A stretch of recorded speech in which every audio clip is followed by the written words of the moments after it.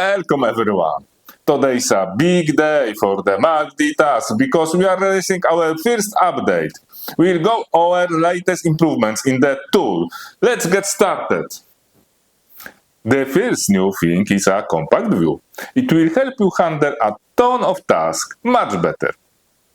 The next of the big improvements available in both normal and compact views is drag and drop task reordering. Check out how easy it is now. We also made changes to the editor. Before it was pretty basic and there was issues with the special characters in the Markdown. But now we fully support them and we are even suggesting fixes for the typos.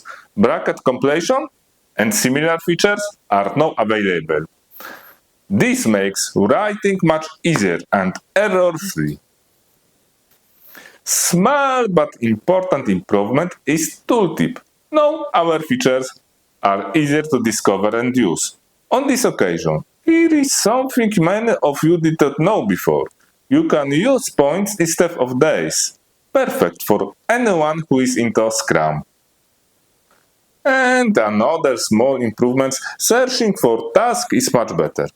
Before you could only search by task numbers or IDs, but now you can search by name too.